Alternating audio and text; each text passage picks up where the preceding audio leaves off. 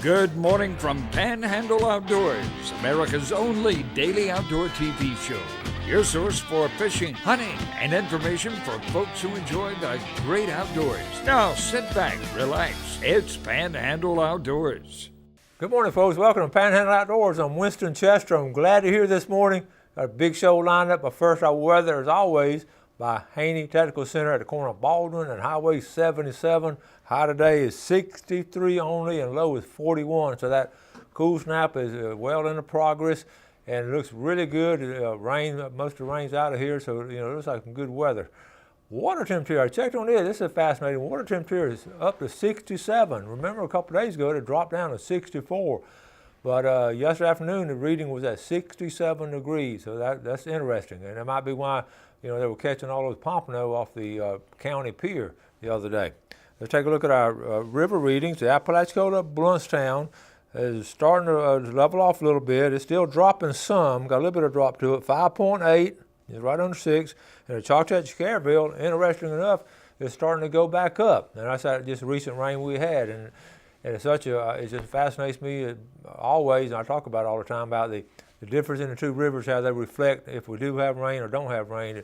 You can tell right away if you didn't know any kind of weather, but whatever the river's doing at Choctawhatchee, it tells you what we had last week or so, and that on the rain forecast and all. So that's always fascinating to me. Tide chart brought to us by Kent Forest Lawn Funeral Home and Cemetery. Today's tide now, we got an incoming tide, good strong tides. Today is December the 15th, 10 days from Christmas. But look how strong the tides are. Low tide is at 7:51. It's coming in all day until about 9:42 tonight. That's really good, strong tides.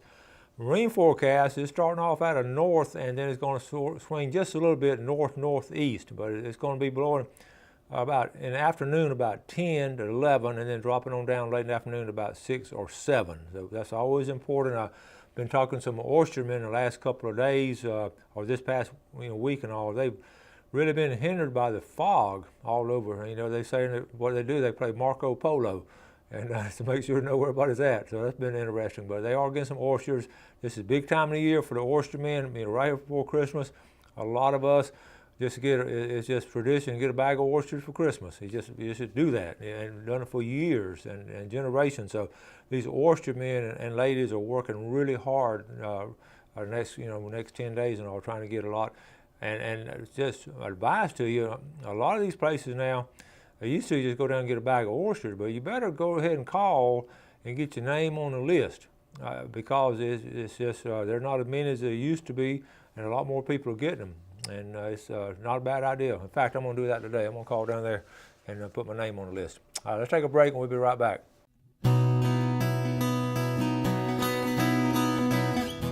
Okay, welcome back. Glad you're with us. Got a couple of pictures. I always like to get started off on this segment if we've got some pictures, and we're just fascinated with electronics outdoors this day and time to get just a steady flow of what's going on here in the Florida Panhandle. So let's take a look at this first one.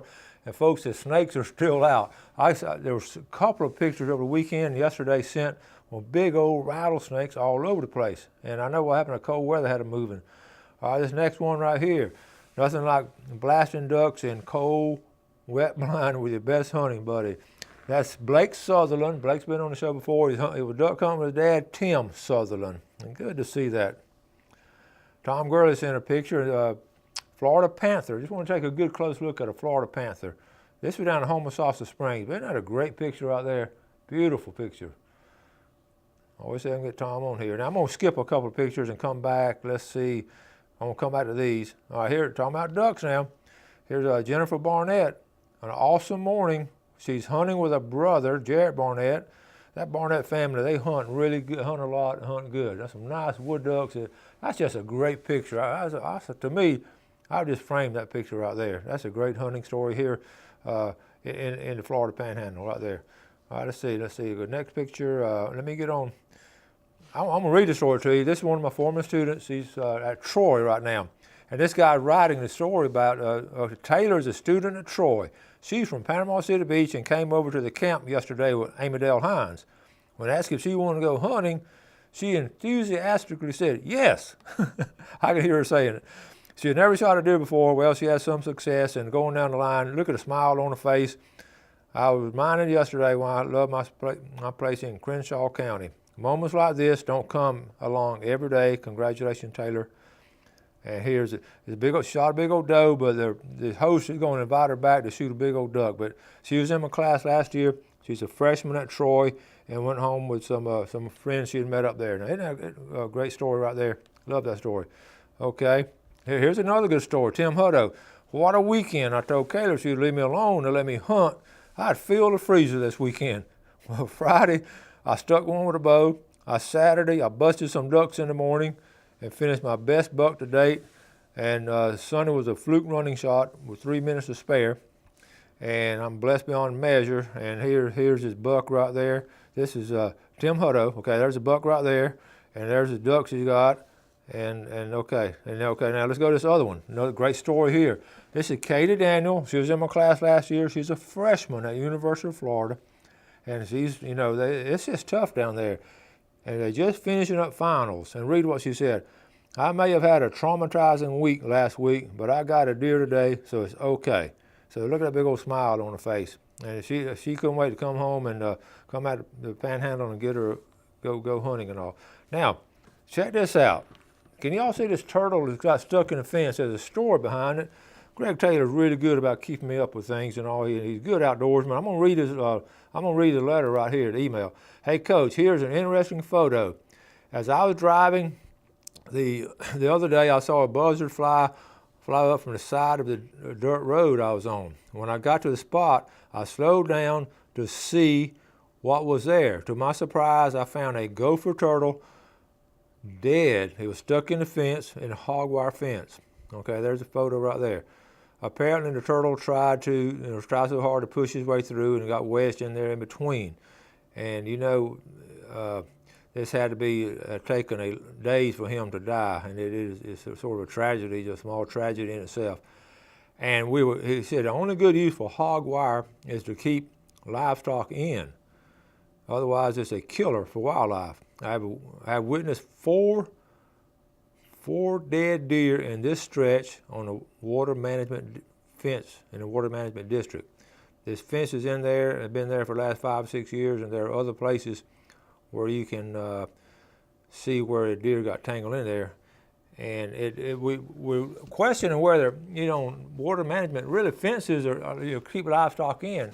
And, game management areas, water management areas and all, we question the legitimacy of having fence there, and you see what happened. He's seen 4 or 5 deer in the last 5 or 6 years, he said, got stuck in it. So it's not a bad idea if we can get them to get it out of there, okay? Now, let's take a quick break. We'll come back, we're talking about Tyndall. The reason I want to talk about hunting on Tyndall, this guy got in trouble the other day, and what happened, they're real strict now. A lot stricter than it used to be because of Homeland Security. And what he'd gone he'd checked in, he had a permit. You got to get a permit first. He checked in that morning, went hunting in the tree stand, come out to his truck, and went and got some refreshments about the middle of the day and came back. Well, they were waiting on him when he got back, and folks, he actually got in trouble because anytime you leave, you got to check out when you leave. But he just went and got, off base and got some drinks and all and come back, and he actually ended up losing his hunting right for this full hunting season. That's a true story. So we're going to come back and talk about it. Okay, welcome back. We're talking about getting a recreational permit for getting on Tyndall. You be fishing Crooked Island Sound, or if you're hunting, or anytime you get on there, and we can understand the security now that we have. I got tickled a little bit to think about this situation. I can remember going in early years in Tyndall, you just ride out there, you just had a park in the area you're going hunting, and that was it. And then David Barnes and I, way back, we were some of the first bow hunters to hit Eglin, and we had some of the best hunts ever over there, and that's before everybody. But we couldn't tell what was a hunting area and a non-hunting area. I mean, they gave us a map, but then we didn't know where we were over at Eglin. We ended up got close to the airstrip over there, and we didn't know we were close to the airstrip. Honestly didn't, because they were not flying out of that strip. It's a big area. And we were walking, stalking and walking, and we'd scare them over each other. And we saw the most deer. We thought we were at a doggone deer farm. And we came out in an opening and looked around, there was an airstrip. And said, we may not need to be here. So we started walking out. We got back out to our vehicle, and the MP was waiting on us. And I said, this don't look good. And we were in our 20s, and we honestly we didn't know any better. And they said, boys, what are y'all doing? Come look at it. The guys are about our age, and they said, y'all are in an area that's restricted. And we looked at each other. This is a true story. We got to talking to a guy. He was from Ohio, and he loved to deer hunt. So we didn't get in trouble. We started talking about deer hunting and all. And he said, yeah. He said, that's why y'all saw so many. Nobody hunts this area. He said, really? We ain't got a handful of hunters that hunt the whole area in here. And I said, you two are the only ones I've checked this year. He said, but this is, it's a military Jeep. He said, we can't do that anymore. Anyway, so we didn't go there anymore. There were deer all over the place. And that's where that big buck last year was killed at Tyndall. So if we want to get at Tyndall around the airstrip, here's what you do. Go online, look at it, just type in Tyndall, okay? And it'll go into, okay, so you're going to get this page right here, just Tyndall Air Force Base. Now I'm going to zoom in right here in the middle of the screen. See this word? I got all kind of, about in the middle, it says recreational permit. On the right-hand column over there, recreational permit, okay? Just tap on that, okay? And then this page right here come up. It'll say, welcome to Tyndall Air Force Base Outdoor Recreational Program. And you go on down, and all hunters need to obtain a hard card, and you get an iSportsman permit, okay? So you just go read on down here. Now follow these directions now, because I'm bad about just jumping to the end and doing it. But right here where it says register, and see that number 2 right there, register, then blue, tap on that register, and then it'll take you to this page right here. And this, you have to fill this out first. This has to be filled out and sent in before you can do anything, because when you go out there, okay, so you fill out your name, you create a password, last name and all that, email, and then it gives you, okay, do all that, and then you have a questionnaire to fill out too. So that's the process you go through. Matter of fact, I'm going to do that. I'm going to either do it tonight, tomorrow, or whatever. But now they're only open on, look on the right-hand column here. There's a phone number there, but the permit from Natural Resources on the right-hand corner, building 1260, Tuesdays only from 8:30 to 11, and from noon to 3. So Tuesdays the only day you can physically go out there to do that. So there's a process to go through, and make sure you get it. Now I'm assuming, it says this is for hunters, and I'm assuming that's for fishing Crooked Island too. I have to have a permit. I have to double check on that, okay? Now, one of the things, talking about deer hunting and all, I was reading last night, and I've talked to a lot of people about this and got all kind of different definitions, but before I get into that, I'm going to get into what a hunting camp does. I got this email the other day. Actually, it was on my Facebook. But before I get into culls and all, I just want to read this story to you. This is from Brad Tilghman. Brad family watches it, and all his family watches it and all. But he talks about a deer camp. And Brad's originally from Mississippi, and so I think he takes his kids out there every now and then. But deer camps in the South are just so important as far as your family hunting history, hunting heritage. It could be a little 1 or 2 man shed, or it could be a big old building with a bunch of people going to it, or a lot of times just meet out there and have a deer camp and have a fire. But the deer camp entails all of this. It's a special era that we've been through, and a lot of folks are continuing generation after generation. A lot of kids have some great stories from it. So I'm going to read what he said, because he put it in great words, okay? It's up here on the screen. It said, deer camp is a tradition that I have taken for granted over the years. Some of my best childhood memories are from deer camp, a special time as boys make memories of what will eventually become, quote, the good old days. A special place where armadillo wrangling and snipe hunting are respected skills. Each night ends around a campfire with tales of hunting glory or humor. Long live the deer camp tradition and all those who make it special. Words well spoken, Brad Tilghman. I'm going to just show you some pictures he sent from their deer camp. I'm going to go through them fairly fast, and here's some of the kids up there at the camp. And you've seen this picture before. You always have a big old meal that night, and everybody's around the bar having just a big old feast. And then you're relaxing, everybody's sitting around relaxing and all. And then you might want to go on an armadillo hunt and with the kids and all. That's always fun.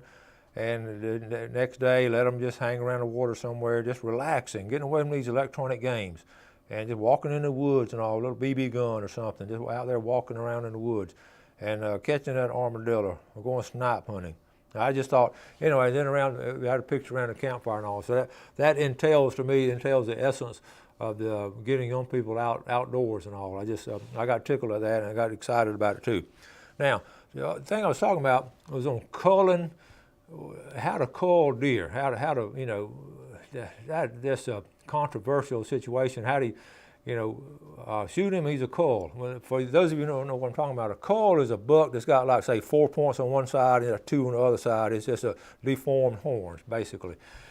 And here's a kicker here. And I read a lot of research on it last night. I didn't realize there's been that much research. Texas A&M, and they have a great program out there as far as deer management and all. University of Mississippi.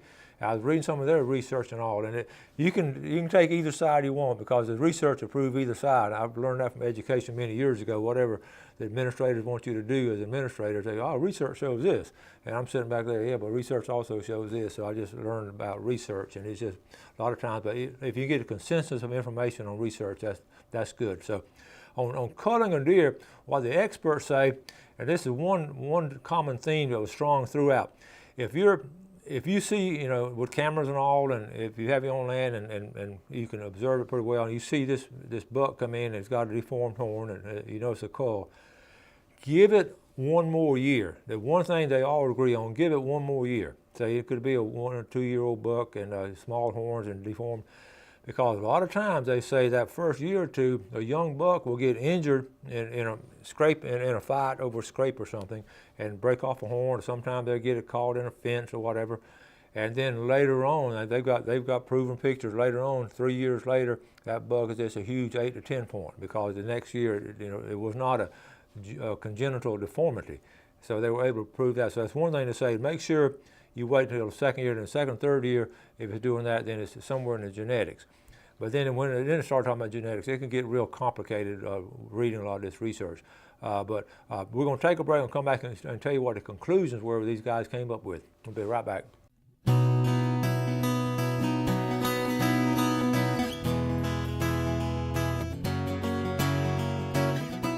Okay, welcome back. Let's take a look at our fish and game times for today. We're looking at 12:55 to 2:55, and then 1:25 to 3:25. So it's early in the morning and after lunch in the middle of the day. So that's a good time to go. But anyway, finishing up that research and all, what they were saying is really is going to matter what kind of place you hunt. If you go all the way from just a bunch of people hunting one area, and a lot of those. And here's the problem with a bunch of people hunting one area and no restrictions, and some people just have a theory. If it's brown, it's down, and that's one of the early. Most folks have gotten away from that. There's still some clumps of people. I was talking to a guy yesterday. He had to quit hunting this area around the river because that's what the people he hunted around. That's what they said. So that's the lower end of the game management, all the way up to the fenced-in areas here, where they tag the deer, know everything about it. So somewhere, most of us fit in between right there, where you hunt management areas or have a lease or something. And so if you have a lease, anyway, if you can manage it and get your folks to agree to it, like a 4 or 6 point rule is so good. But anyway, what they say, the big thing is to let that cull buck go for at least 1 year, make sure it is a cull. And if you want to, you can go ahead and take it if you feel like you got enough bucks on land to sustain the herd in some good quality. But over the years, we've shot some culls, but we didn't shoot them because they were culls. We just shot them because they had the opportunity to shoot them, and it was dog hunts and all. So that's just entirely up to you and what you decide as a hunting lease and all. So anyway, but do give them 1 year. Okay, now got to move on. I'm gonna stick around. We're gonna give away some at the end of the show too. But right now, the resolutions. We talk about doing resolutions. I started on these the other day. I want to do one. I always do 10 resolutions, and over the years, last 10 years, so I have 2 sets of resolutions: my personal resolutions as a person, as a man, and then also Panhandle Outdoors resolutions. What I want to do in the show to make it better and all each year. And each year we strive to get better and better. So here's going to be the Panhandle Outdoor resolutions. If I'm going to try to get through them pretty fast now. Okay, number 1, we're going to hit the next level. We got a good thing going right now, but we're just going to kick it into gear. We're finally getting some time as retired and all. I'm getting things lined up, and like I said, I'm going to spend more time on the water than I've ever spent in my life in the year 2017 because of the situation I'm in. Number 2, we're going to redo a web page. I've had over 200-some thousand hits on it, but we honestly hadn't done anything to it. We put a fishing report on there on occasion, but we're going to really come up with a really nice web page. Number 3 was what I said, 2017, most time on the water. I mentioned that. Number 4, P-O-O-R, poor. We've always been poor. We're going to continue, but Panhandle Outdoors on the road, we're going to kick it back off just as soon as hunting season's over. I think my first stop's going to be over there around Hosford and T-Logia, probably sometime in March or so. Number 5, pool, Panhandle Outdoors on location. We'll be doing, of course, more shows on location like we did last couple of weeks and all. We're getting, I like to just do, go down and do the whole show at somewhere in the woods or on the water or something. So we'll do more of that. Number 6, this is interesting. This is a new one. I'm going to hit some old boat landings, and that I was thinking the other day because somebody brought up a place called Ed and Bernice's. That's on Highway 20 between Hosford and Tallahassee, below the dam on the Ocklawatomie River. That used to be the hot spot where you go fishing. That's where you put your boat in at. Ed and Bernice's passed away many years ago, but they still have a boat ramp there. So I'm just going to go put my boat in and go fish up the river, or down the river. Go up the river, be at the dam. So anyway, I've already listed 6 different boat landings. We'll talk about that later. So I'm going to some old isolated boat landings, Whiteheads, Saws Creek, all kinds of where it's sort of hard to get to. It's not a big public ramp. They're public, but it's sort of hard to get to. Okay, in fact, some of them might be closed. Okay, number 7, I'm going to fish more, of course. Number 8, dove and quail hunt. I had a slack year this past year on a dove and quail hunt, so we're going to kick back off in. I love the bird hunt. Number 9, I'm going to definitely flounder gig. I don't know how I'm going to rig it up, but I'm going to get back in the flounder gig. And what's holding back is the lighting, how we're going to do the lighting, okay? I'm not sure the LED lighting is so strong. At number 10, I'm going to get back to trot lining and bush hooking on the river. So that's my 10 resolutions, and we'll try to reflect them and bring them back on the show for you. Okay, so you're going to do a giveaway. Remember the safety harnesses, the safety straps that we do. I've given away a couple, and I want whoever's the first one to call me after the show, brand new safety strap. We'll get them at a tree stand and all. You'll be a lot safer. We're going to give away some rod and reels later on this week for Christmas. So we're going to start off our Christmas giveaway by someone calling me, the first one to call me at the end of the show. Y'all have a great day today.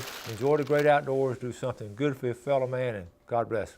Thanks for watching America's only daily outdoor TV show, Panhandle Outdoors with Winston Chester, featuring hunting, fishing, and other activities and information to help you enjoy the great outdoors. Join us next time for Panhandle Outdoors.